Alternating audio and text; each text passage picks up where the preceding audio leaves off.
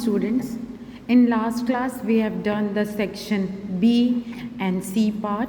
Today we will do the rest part of chapter 6, that is North America. Now come to part 6. Write true or false against each of the following. Panthalassa was a large water body surrounding Pangaea. Yes, it is true. Panthalassa जो है उसको large water body को Panthalassa कहते हैं जो Pangaea से surrounded होता है. The Bering strait is between North America and South America. ये फॉल्स है, ये नॉर्थ एंड साउथ अमेरिका के बीच में नहीं है. The Canadian Shield generally slopes towards the Hudson Bay. Yes, it is true. The Grand Canyon is in the Colorado Plateau in USA. It is also true. The haulers help it taking the logs to the sawmills. Yes, it is also true. Now come to the match the column. Column A and column B is given. First is plate tectonic. Second one is Canada. Third is Belize. The fourth is El Salvador. And fifth is Greenland. Now plate tectonic will be matched to asthenosphere. जो अर्थ के नीचे जो sphere है asthenosphere, उसके नीचे मिलता है plate tectonic. Canada Ottawa, Belize Belmopan, El Salvador San Salvador and Greenland will be matched to Denmark. अब ये सारे जो हैं these are the countries of North America. Here on page number 68 all the name of countries and their capitals are given. तो जो column A and B में, in column A the name of country is given and in column B capital of that country is given. Like this, Belize इसका capital है Belmopan, Canada Ottawa, El Salvador San Salvador and here Greenland का Denmark है. ये इसका capital नहीं है but ये Denmark के किंगडम में आता है ग्रीनलैंड. फिजिकली देखें तो it's a part of North America but politically ये डेनमार्क के अंडर में आता है. Denmark is a country of Europe, Europe का एक कंट्री है. सो ये सारी चीज़ें जो हैं, ये जो नेम्स है कनाडा से ग्रीनलैंड तक, ये आपके कंट्रीज़ के नेम है हो गए और ये जिनको हम उनसे मैच कर रहे हैं वो उसके कैपिटल कंट्रीज़ हो गए. Now come to section A, that is oral section.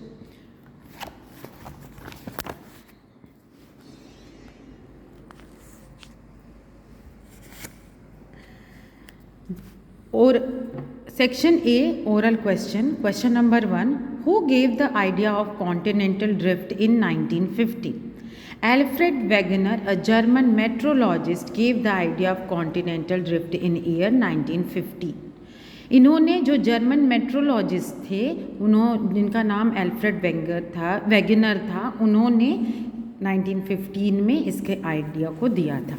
Name the largest and smallest continent on the earth. The largest continent on the earth is Asia. Asia largest continent है and the smallest continent on the earth is Australia. Third question is how is North America linked to South America? North America कैसे linked है South America से, जुड़ा हुआ है? तो it is linked by isthmus of Panama. Question number 4, which countries are included in Anglo-America?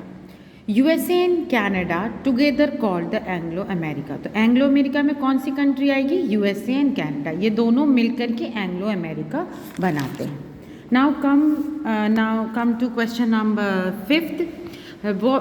Where is Niagara Falls located in North America? North America में Niagara fall कहाँ पे है? तो Niagara fall is located between the Ontario and Erie lakes in North America.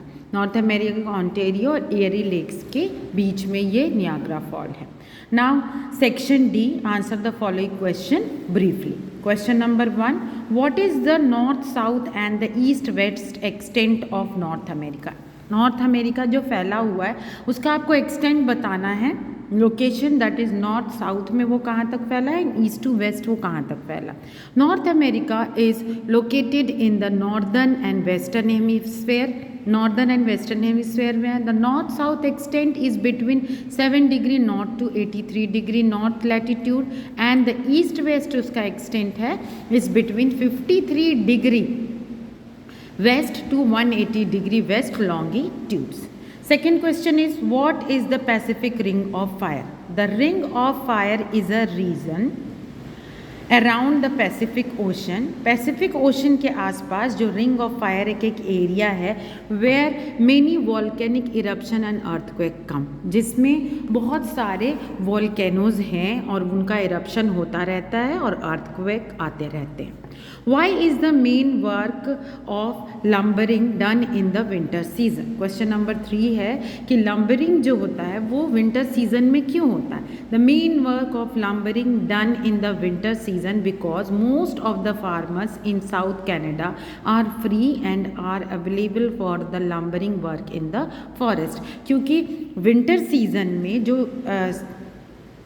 South Canada के जो farmers है वो free होते हैं तो उस टाइम पे वो लंबरिंग का काम करते हैं। What is the main work of the skidders? Skidders क्या कहते हैं? Skidders of Canada drag the log जो लकड़ी के टुकड़े होते हैं उनको ड्रैग करते हैं, खींचते हैं on the ice covered floors of forest में जो आइस से कवर फ्लोर्स होते हैं।